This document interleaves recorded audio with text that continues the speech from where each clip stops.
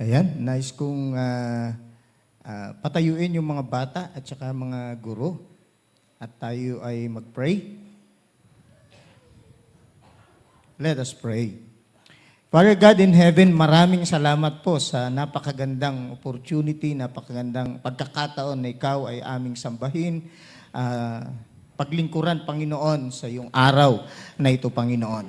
Salamat din sa patuloy na paghubog mo sa mga bata sa pamamagitan ng mga anak mo na mga Sunday school teachers, ginagamit mo, Panginoon. Tunay nga na hindi namin kakalimutan ang isang payo ng pinakamatalinong tao sa Biblia na kailangan turuan ng mga bata sa kanilang murang edad at sa kanilang paglaki, hindi nila makakalimutan ang iyong salita, Panginoon.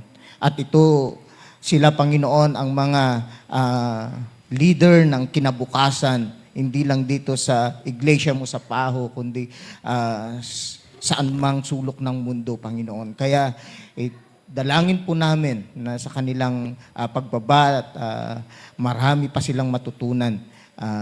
Bigyan mo din ng karunungan ng mga Sunday school teachers na ginagamit mo, Panginoon, at patuloy na pagmamahal sa mga batang ito. Maituro nila ang iyong mga banal na salita at makita din sa kanilang buhay ang kanilang itinuturo sa mga bata upang lalong malakas ang influensya, impact sa mga bata, ang kanilang naririnig at nakikita sa kanilang mga guro sa Sunday school. Sa iyo ang papuri, pasasalamat sa pangalan ni Jesus.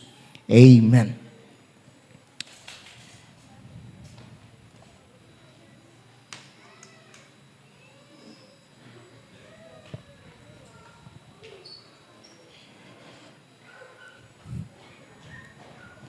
Ayan, palakpakan natin ang Panginoon, mga kapatid. And thank you, Brother Jomel, sa pagpapakilala sa isang hamak na lingkod ng Panginoon. Po. At salamat din sa mga praise and worship at saka yung nag-special number kanina na kabataan. Alam niyo, napapaluha ako kasi itong mga kabataan kanina, ito yung mga tinatawag ko na they have amazing talent and amazing heart. Napapahiyak ako. Ayokong umiyak ngayon eh. Gusto kong maging masaya tayo pero grabe po. Grabe ang mga kabataan dito sa Paho Church of Christ. Palakpakan nga natin ang mga anak natin. Sila po ay punong-puno ng talento at punong-puno ng puso na maglingkod sa Panginoon. Kaya alagaan po natin sila. Okay po? At sino pong masaya dito? Taas ang kamay. Parang hindi kayo nakangiti. Hindi kayo nakangiti. Pag masaya, di ba nakikita yung ngiti? Di ba? Hindi ko alam kung paano ko gagawin ito kasi minsan nagsisermon ako na mayroong joke, nagsisermon ako na sobra namang seryoso. Anong gusto nyo? Seryoso o may konting joke? Ayan. Minsan kasi yung joke ko hindi nakakatawa. Pero sana kahit hindi nakakatawa, tumawa pa rin kayo mamaya. Amen po ba doon? Ayan. So, hindi ko alam din po kung ilang oras ako dito. Kasi walang sinabi si Brother Jomel. Ang iniisip ko, dahil sabi ko, punta tayo ng maaga. Para pag naghintay tayo ng isang oras din yung sermon ko.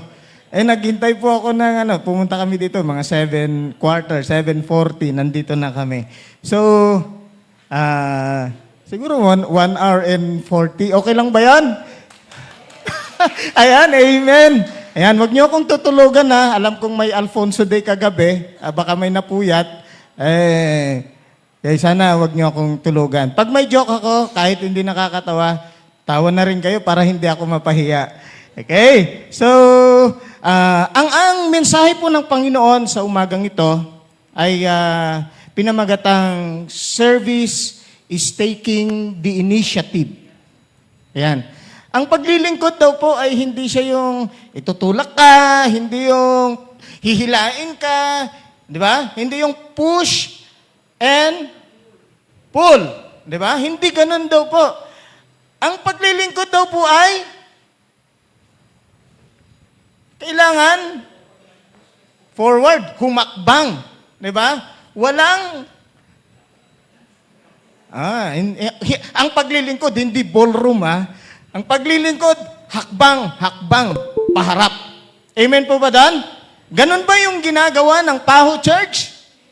Amen. Amen po kayo. Parang ayaw nyo mag-amen. Okay. Ang ating verse ay matatagpuan sa Santiago. Sa Santiago chapter 1 verse 22 to 27. Makikita din natin. Kung hindi nyo po mababasa ay buklatin nyo na lang po yung anyong mga Biblia. Datapwat maging tagatupad kayo ng salita at huwag tagapakinig lamang na dinadaya ninyo ang inyong sarili sapagkat kung ang sino man ay tagapakinig ng salita at hindi tagatupad, siya ay tulad ng isang tao na tumitingin sa kanyang likas na mukha sa salamin sapagkat tinitingnan niya ang kanyang sarili at aalis at kaagad na nalilimutan kung ano siya. Datapwat ang tumitingin sa sakdal na kautusan, ang kautusan ng kalayaan at nagtitiis, palibhasa ay hindi tagapakinig na lumimot, kundi isang tagatupad na gumagawa ay pagpapalain ang kanyang paggawa. Purihin ang Panginoon sa salita ng Diyos na atin pong nabasa. Ang paglilingkod po, mga kapatid, sabi ni Santiago, ay ito yung pag narinig natin ang salita ng Diyos, wag na nating ipagpaliban pa, kundi gawin natin. Amen? Ganun po ang sabi ni Santiago. It is an action. You take the initiative. You take action. Dahil tutuparin mo ang salita ng Diyos. Ang ganda po ng sinabi. Oh, yes, hindi natin kaya. Hindi natin kaya yung nagumawa ng malaking bagay. 'Di ba? O malaking gawain. Pero, anong sabi po ni Mother Teresa? Not all of us, basahin nga natin, not all of us can do great thing, do small things with great. Diba? Yun daw po maliliit na pwede nating gawin. Na paglilingkod sa Diyos, paglilingkod sa kapwa, na may pagmamahal. Yan ang hinahanap ng Diyos sa atin.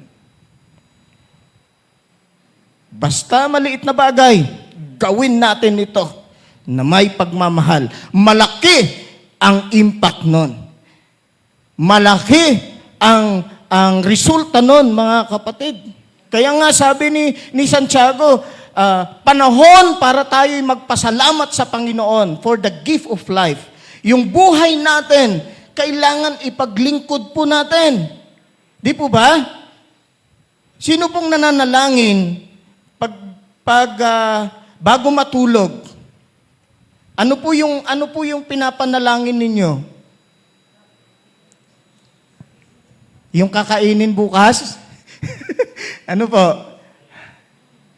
Di ba, bago tayo matulog, ang pinapanalangin natin, Panginoon, pinagkakatiwala ko po ang buhay ko, buong magdamag. Kasi hindi natin alam, baka hindi na tayo magising. Pero pag ginising tayo ng Panginoon, ibig sabihin, tuloy ang buhay, tuloy ang paglilingkod. Huwag sayangin ang araw na hindi mo ipaglingkod sa Diyos ang buhay mo. Di ba? Kaya nga, every gising is a blessing. Pero hindi magiging blessing yan kung paggising mo pa lang sa umaga, nakalimutan mo ang Diyos. Wala kang ginawa para sa Diyos. Yan kasi yung yan yung pinakamahusay na paggamit ng buhay. Na bawat araw, ginigising tayo ng Diyos, may paglingkod po natin ito sa Kanya. Kahit maliit na bagay. Alam nyo na po yun, yung mga maliliit na bagay. For example, pumunta ka sa isang kapatid, nakita mo, nakaupo lang sila, umiiyak, wala palang isasaing. Di ba? Di ba? Pag bumili ka ng isang kilong bigas, bigay mo sa kanila, may isasaing na. Di ba? Yung mga bagay na maliliit lang, hanapin ninyo. Makikita ninyo mga kapatid, mga anak ng Diyos dito sa Paho, yung paglilingkod nyo. Anuman ang nangyari, makikita at makikita ng mga tao sa labas. Yan yung magiging magandang patutuon nyo. Yung paglilingkod nyo sa Diyos at sa isa't isa. Amen po ba doon? Parang walang palakpak doon. Di ba? Kaya nga, kailangan magpasalamat tayo sa buhay na pinagkakaloob ng Diyos. Sa kabutihan ng Diyos. Ipinapaalala sa atin ng Diyos na siya yung dakila at makapangyarihan sa lahat. Kaya niyang baguhin tayo. Kaya niyang baguhin ang isang tao. Kaya niyang baguhin ang mundo sa pamamagitan ng ating paglilingkod sa Kanya. Alam niyo po, may 3 tao sa loob ng iglesia. Ano yan? PSW. Ano yung una? Performers. Pangalawa, spectators. And pangatlo, nasaan po tayo doon? Worshippers. Di ba? Pag-performers, anong pag-performers? Putting on a good show. Dito lang. Parang, sige lang, gusto nila lang magtugtog, gusto nilang kumanta, gusto nilang pumunta sa harapan. Di ba? Putting on a good show. Spectators naman, ano yung spectators? Present in the body, absent in spirit. Paano ba yun, Pastor? Ayan yung pag umupo, tinitingnan yung tao, tinitingnan yung katabi, tinitingnan yung nandito sa harapan, tinitingnan yung bahay ng gagamba. Di ba? May bahay ba ng gagamba dito? Tinitingnan yung mga kung ano yung nakikita niya. O kaya, yung nakikinig ng sermon, pero inahawakan niya yung listahan. Listahan kasi mamaya pupunta sa palengke, sibuyas. Yan, listahan niya, bibili siya ng Di ba? Present but absent. Pero, tayo na worshiper, ibig sabihin, we love God and we serve people. Amen po ba dan? Ayan. So, paano ba natin pagsisilbihan ng Diyos? Mayroong acronym na service. Sana wag niyo akong tulugan ha. Ayan. Una, sa word na service ay letter S. Pakibasa nga po. Sincerity. Or sa English, sa Tagalog, yung talagang bukal sa loob. Ano pa yung ibang term? Ate Janet, ano pa yung ibang term ng sincere? Sinceridad? Totoo? Ayan. Dapat totoo tayo na mga anak ng Diyos. Amen po ba doon? Dapat ang Paho Church of Christ sa kanilang paglilingkod na unang-una na nakikita ay totoo sila. Pag nagsalita sila, bukal sa loob. Okay? Anong sabi ni John? 1 John chapter 3 verse 18. Let us not love with word or with tongue, but in deed and truth. Diba? Kasi maraming tao nagsasalita. Ang galing magsalita. Ang galing magbiro. Parang ano yan? Parang commentator, ang galing magsalita. Pero, hanggang dun lang. Diba? Huwag kayong paluloko doon. Marami ding mga pastor na magaling magsalita. Magaling sa entablado. Magaling magpaliwanag. Pero dapat tingnan mo yung kanyang ginagawa. Makikita po natin, sabi ni John, ang Panginoong Yesus ay totoo, wagas, noong siya ay naglingkod o nagsilbi. Now, kung titingnan natin, tingnan natin ang mga tao. Minsan, mayroong question sincere ba to? Sincere ba siya? Di ba meron tayong ganon na lalo na sa kahit mga kaibigan natin o dito sa loob ng church, minsan mayroong question doon sa sinceridad o doon sa kanyang buhay, kung totoo na siya ay naglilingkod sa Diyos. Kung siya ay totoong Kristiyano. Di ba? Kaya, tayo po ba? Ikaw ba ay sincere? Sabihin natin, sincere ako. Totoo ako. Totoo yan, ha? Ayan. Naalala ko yung kwento, mag-asawa. Hindi ko alam kung alam nyo na to. Yung kwento ng mag-asawa na, eto. Ayan, sabi ng asawa, na, hindi yata. Ayan, sabi ng asawa sa kanyang, sabi ng asawang babae, anong nakikita mo sa akin, mahal? Sabi niya. Ang sabi naman ng asawa, ang nakikita ko sa iyo ay A, B, C, D, E, F, G, H, I, J, K. Ano yon? Sabi ng asawa. Ito. A, ano yon? Adorable. B, beautiful. C, cute. Cute daw yung asawa. Sino yung cute ang asawa dito? Taas ang kamay. Uy, uy. Kuya Jimmy, D, dedicated, enthusiastic, faithful. G, gorgeous. H, honest. Huminto siya. Takatuloy yung babae. Ano yung IGK? Ano yung IGK? Alam niyo kung ano? Ha? Sabi ng lalaki, ayaw Pakiclick na lang kung ayaw. Ayan. I'm just kidding. Ganon ka ba, Kuya Jimmy?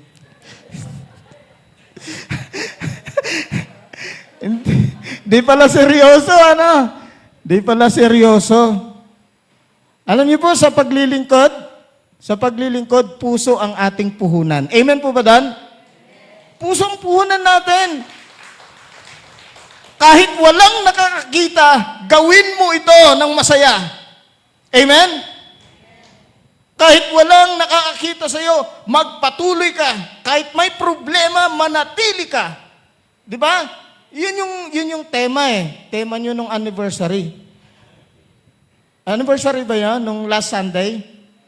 Last Sunday. Ayan. Alam niyo po, first time ko dito sa Paho. Nung una, tinext ako ni Ate Joanne na pwede ba ako. Pero hindi nag-materialize dahil may first time na ginawa akong youth pastor sa Bethany. Kaya kailangan ko munang unahin yung mga kabataan. Pero sabi ko, ang tagal na, parang hindi na ako ini-invite ng Paho Parang ayaw na nila ako. Sana sa anniversary. Sabi ko, hindi naman, dumating yung anniversary. Sabi ko, wala pa rin. Kahit sa December 24, siguro para doon kami magpapasko. Pero nauna, nag-text si Brother Jomel. Kaya sabi ko sa aming chairman, hindi mo ako papayagan, chairman. Kailangan kong pumunta sa Paho. Kahit hindi anniversary. Total, Pasko naman na ngayon, ano? So, ayun, huwag tayong tumigil. Huwag tayong sumuko. Di ba ganon ang paglilingkod sa Diyos? Kahit anuman ang mga napagdaanan natin sa buhay, tatandaan po natin, hindi masisira ang church sa mga tao sa labas. Basta ang mga anak ng Diyos dito sa Paho Church of Christ, merong sinseridad. Dahil puso ang inyong puhunan sa paglilingkod sa Diyos.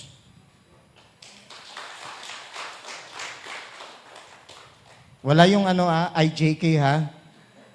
Baka naman lalo na sa mga asawa nyo. Alam nyo ba, sa akin, si Mrs., kanyan, naglilingkod ako sa kanya, lumuluhod ako sa kanya. Upo.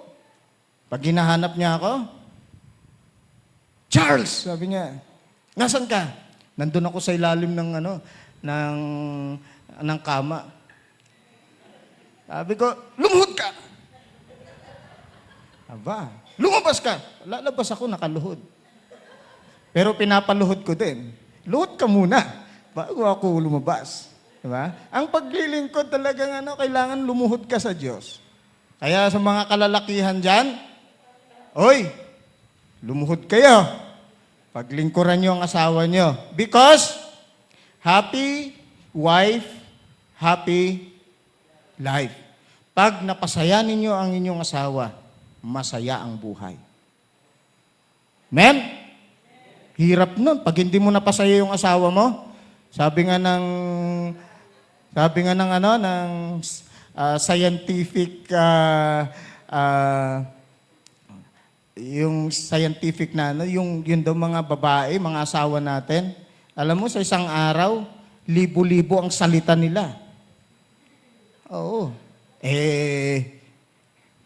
Mga lalaki, kukunti lang pag hindi masaya ang asawa mo, tapos libo-libo ang sasalitain niya araw-araw. Sakit nun, may stress ka. Di ba? So, Armalite yan. Parang yan, walang tigil yan. Kaya pasayahin niyo yung asawa niyo, ha? Kapag lilingkod, dapat sincere. Okay? Hanggat kamatayan, patuloy lang yan. Okay? Pag makikita yung sinseridad sa paglilingkod natin, anong sunod? Ang sunod po ay, sa letter E sa service, ay enlightenment. Okay? Sabihin nga natin, enlightenment. Pag ang paglilingkod ay may sinseridad, your serving gives enlightenment to everyone. Yung mga bata kanina, yung mga kabataan kanina, sila na ang nabibigyan natin ng isang napakagandang liwanag ng kanilang pag-iisip na kung saan makikita nila yung paglilingkod natin. Magiging huwaran tayo, magiging modelo tayo, salamin tayo sa kanila. Kaya, pagtrabahuan po natin yan. Okay? Merong isang kwento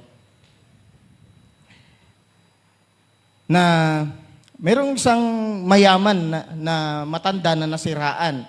Nasiraan na yung kanyang sasakyan sa gitna ng daan. Yung mga tao nakikita, pero dinadaan-daanan lang.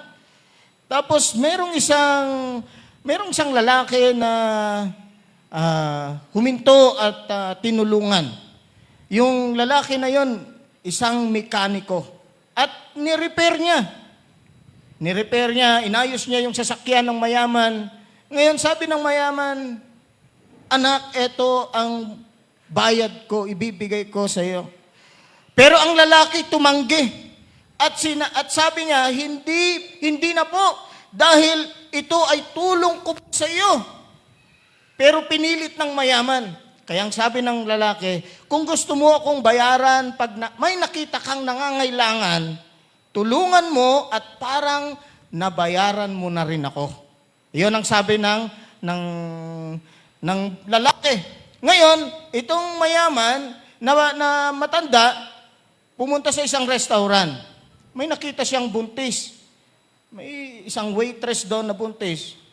At pinagsilbihan siya. Ang sabi ng mayaman, anak, bakit ka pa nagtatrabaho? Buntis ka, kailangan mong magpahinga.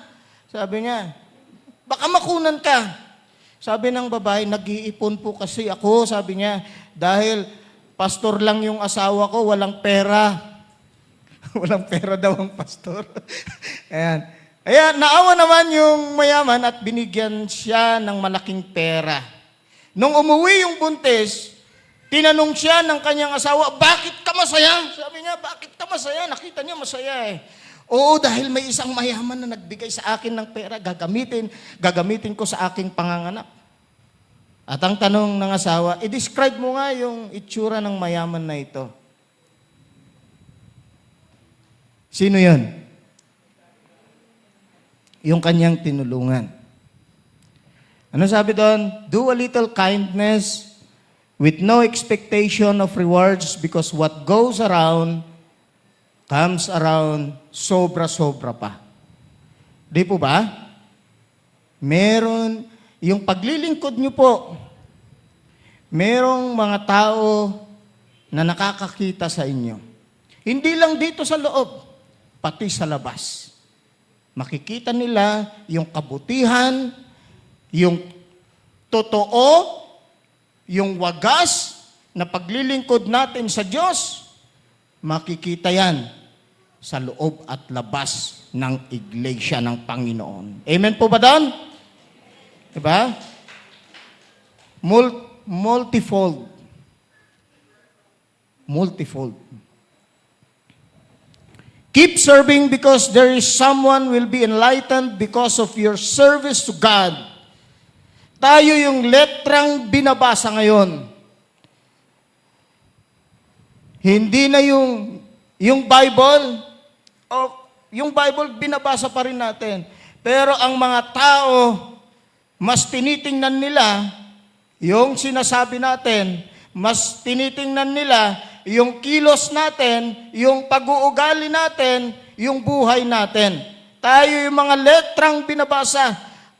Kaya, anuman ang nangyari, anuman ang mga pagsubok, mga problema, gamitin natin ito.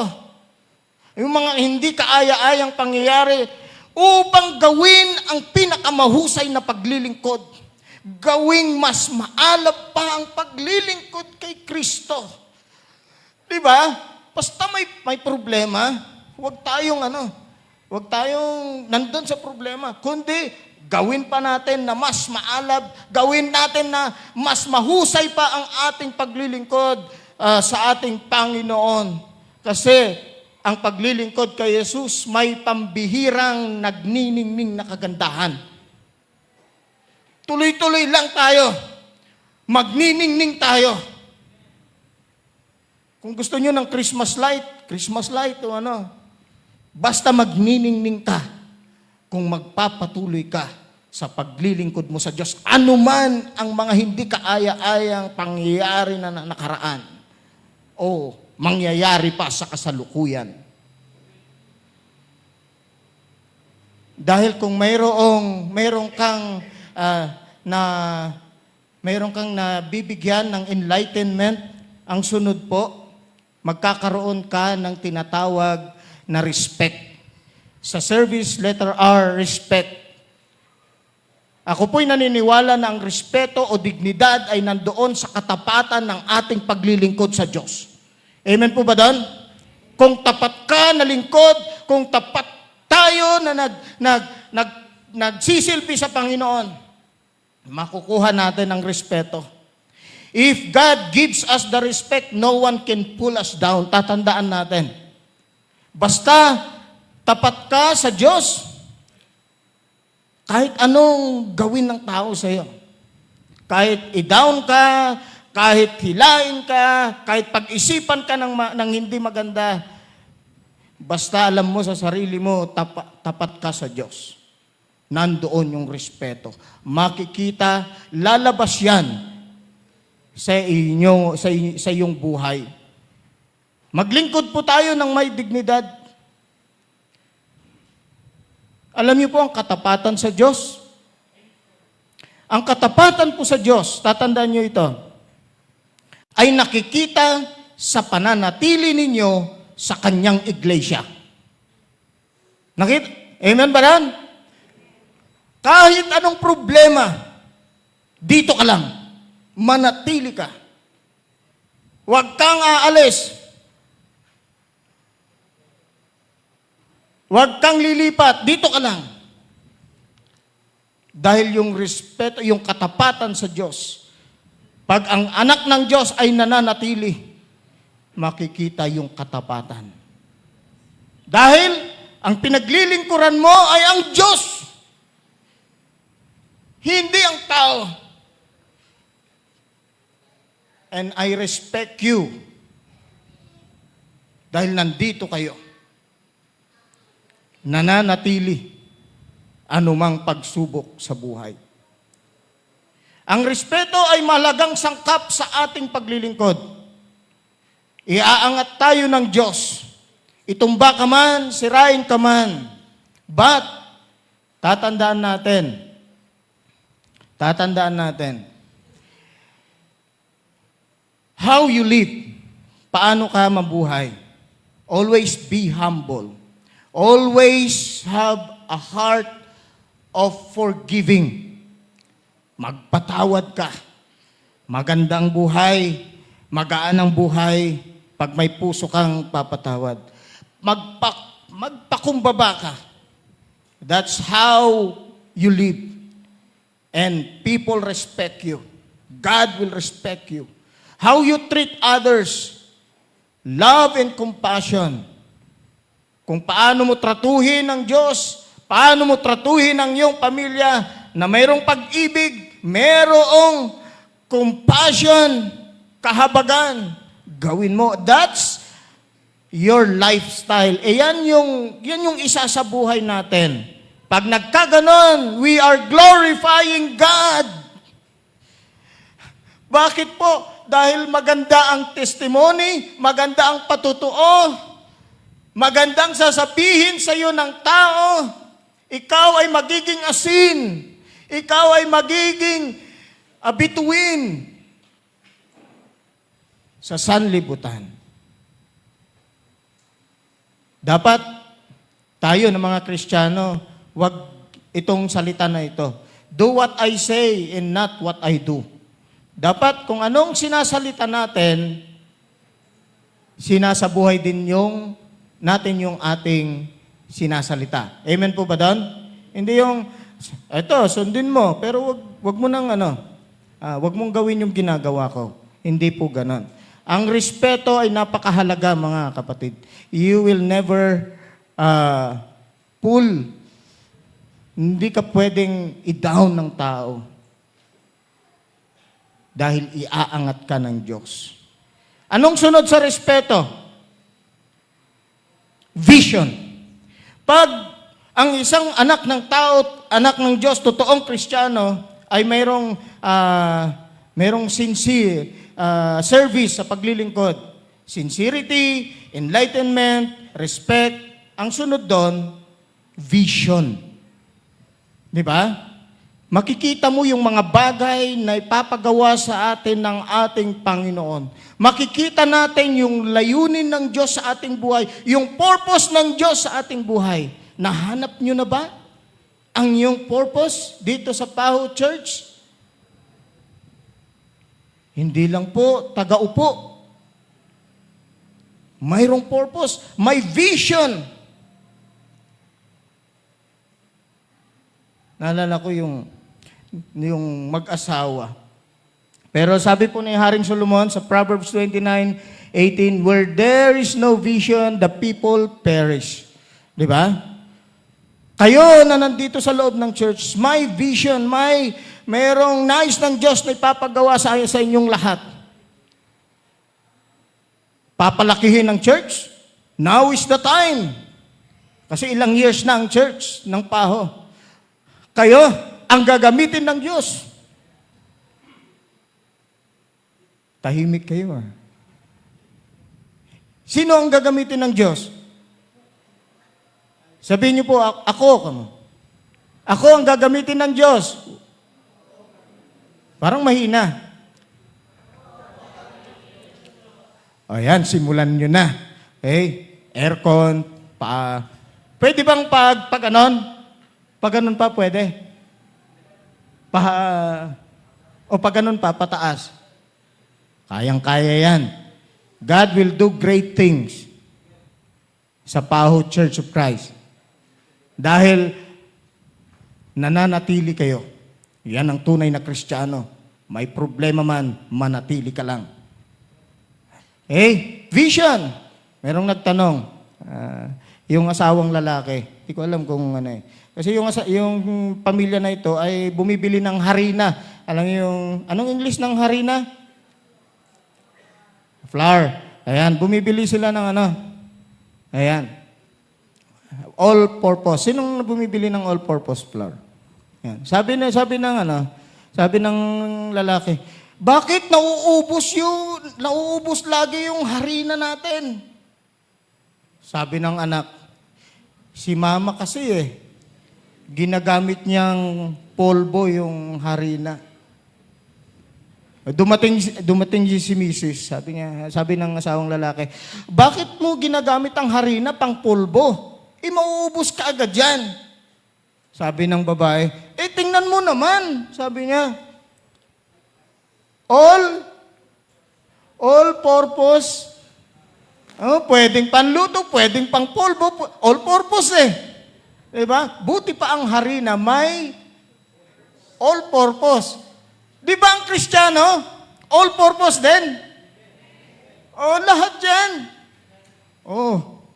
Ibig sabihin mga kapatid, yung nais ipagawa ng Diyos sa atin, sa inyo dito sa PAHO, i-commit ninyo yung buhay nyo. I-commit ninyo yung pamilya nyo. I-commit ninyo ang lahat-lahat para sa Panginoon. Para sa misyon ng Panginoon. Merong purpose ang Diyos sa buhay ng bawat isa sa inyo. Kahit matindi pa ang pinagdaanan at pagdadaanan pa, alam natin ang layunin ng Diyos sa ating buhay. Huwag gawing malabo. Huwag tayong paapekto sa anumang nangyayari sa ating buhay na minsan hindi natin kontrol. Hindi natin kontrol. Kaya sa buhay natin, alam niyo yung mga nangyayari sa buhay natin, almost hindi natin kontrol. Di ba? Pero, yung mga nangyayari sa buhay natin, lang yan, maliit lang na bagay. Kaya natutunan ko ito, hindi na ako nagpapapekto kahit ano. Kasi, ito ang sabi ng nabasa ko na quotation. Tingnan niyo po ha. Sabi ni Charles Swindoll, life is 10% what happens to you. Napakaliit 10% lang pala yun. And 90% how you react to it. Yung mga nangyayari na hindi natin control, 10% lang pala. Hindi makakaapekto sa buhay natin. Ang nakakaapekto, yung reaction. Diba? Yung pagtugon mo, kung may problema, kung mayroong pangyayari na hindi maganda, nagiging malaki yan, nagiging mabigat yan pag doon sa reaction. Kasi 90%. Amen po ba doon? Kaya hindi ako nagpapa-apekto yan Ngayon dati affected ako. Dumating ako sa punto na na-depress pa ako. Brinks of depression dahil yung mga bagay na hindi ko control, parang iniisip ko.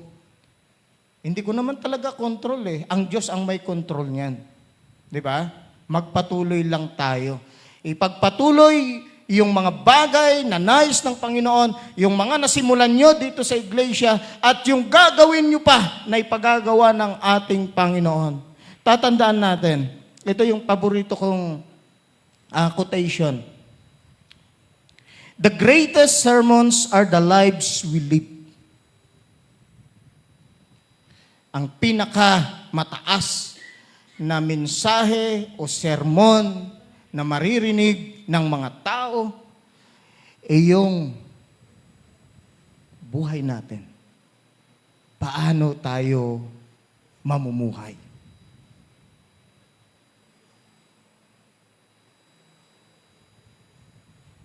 Kaya nga, ang pananaw sana natin sa buhay ay laging maglingkod kagaya ng pagmamahal o paglilingkod ng ating Panginoong Yesus. When we have vision, kung talagang gusto kong gawin yung nais ng Panginoon, di ba? Pag meron na tayong ganong pagnanais, ang next po ay yung tinatawag na involvement. Ba? Ay, sasali ako dyan. Diba? Sasali na lahat kayo. Pag sinabi ng mga leaders, ganito ang gagawin natin, sasali ako dyan. Dahil yan ang vision ng Panginoon. Yan yung gagawin ng Panginoon dito sa Paho Church. Dapat positive lagi. Involve ako dyan. Sasali ako dyan. Magkukumit ako dyan. Diba?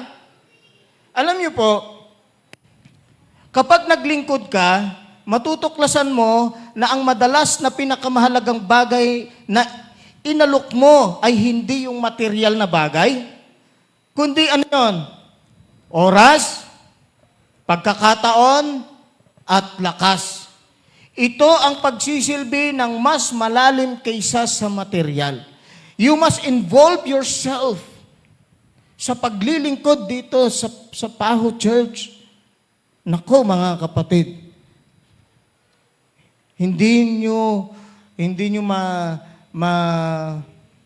makukontain yung gagawin ng Panginoon. Pag kayo'y sama-sama. Pag lahat involved. Di ba? Merong nagsabi, kung gumising ka at may 1,000,000 sa tabi mo, anong gagawin mo? Kung ikaw yon, kayo yon, gumising kayo, mayroong 1,000,000 sa tabi nyo, anong gagawin nyo? Brad? Magpipray? Lord, paano ko gagastusin ito? Sino pa? Magbibigay kayo ng 10%? Lord, may 10% ka dito. Anong gagawin niya sa 1,000,000? Ha?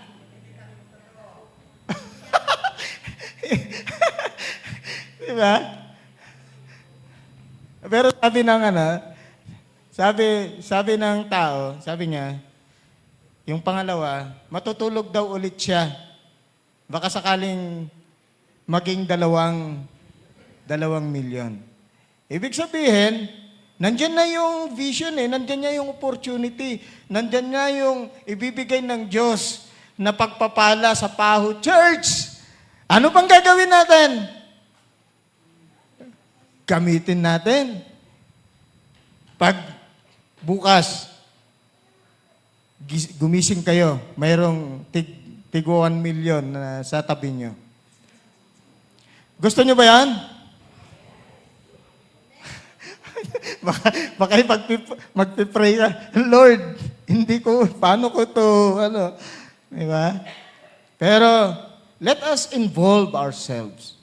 Gawing inspirasyon ang mga bagay na nangyari na upang maging magsipag, maging masigasig dahil naniniwala ako May magandang ibibigay ang Diyos dito sa iglesia ng Paho. Amen po ba doon? Sa mga talento, sa mga buhay, ipaglingkod nyo sa Diyos, sa kapwa.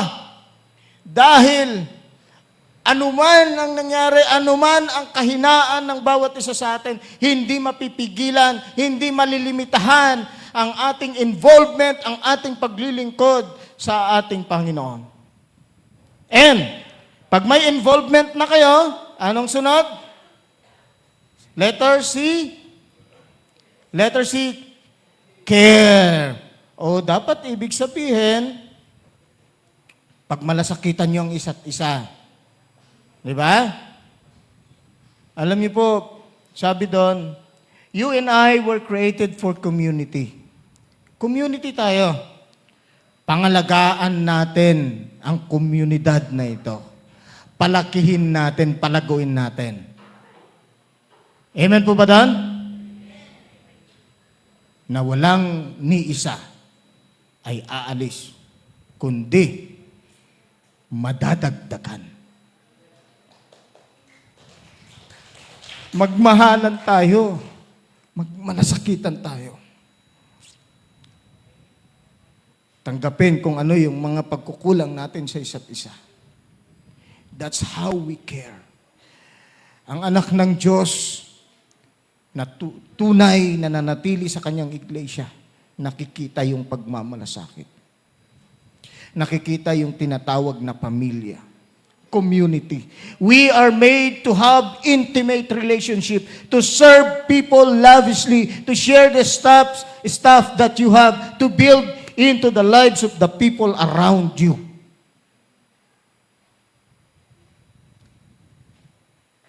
Pag mayroon kayong extra ngayon na mga groceries, ibigay nyo. Kung mayroon kayong pastor na nais nyong bigyan sa mga extra, bigyan nyo. O mga membro. Huwag tayong mag-imbak. Kung mayroong labis, pamigay. That's how we care. Tumatanggap po ako. Biro lang. Biro lang po. Ayan. Kaya nga sabi doon, ang isang kandila ay walang, ang isang kandila pag inilaw mo, at inilaw mo pa yung isang kandila, at inilaw mo pa yung isang kandila, at inilaw mo pa, ano mangyayari? Nako, kwan yan. Domino effect. Walang mag-iisip na aalis. Dahil ramdam ninyo na hindi kaiba dito sa pamilya ng Paho Church. Ramdam ninyo na masarap, maganda, pag tayo'y nagsama-sama. Amen po ba doon? Pag-aalaga sa isa't isa o pagmamalasakit sa isa't isa ay mahalaga na makita ng Diyos. Pinagsisilbihan natin ng Diyos, pinaglilingkuran natin ng Diyos, pinaglilingkuran din natin ng isa't isa.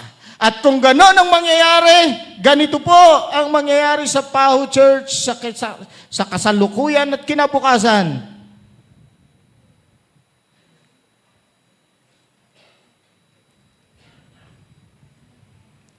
Ano yan? Enjoy! Ano yung ini-enjoy natin? Enjoy to serve God. Naku, ang sarap niyan. Kumakanta ka. Kahit yung hindi nakapasok yung isang gitarista, di ba? Tuloy pa rin, di ba? Nag-i-enjoy ka na, hindi mo na nakikita na, ay, nahuli yung gitar, nahuli yung piano, di ba? Hindi nakasunod. Yung drums,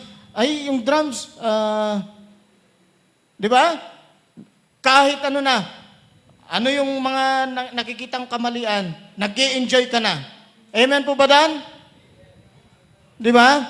Kahit yung may pagkukulang ang leaders, magpagkukulang ang isa't isa, may kahinaan ng isa't isa, enjoy pa rin tayo to serve God, to love God. Di ba? To enjoy God is the sweetest freedom in the world. Yung nag-i-enjoy tayo upang paglingkuran ng Diyos. Iyan ang kalayaan. Yan ang kalayaan na napakasarap. Lalo na sa kanyang banal na iglesia. Ang paglilingkod sa Diyos, mahalin ng Diyos, tangkilikin ng Diyos, ang pinakamatamis na kalayaan sa buong mundo. We should enjoy what we do dahil alam natin na hindi lamang para sa sarili natin, kundi para sa ikabubuti ng lahat.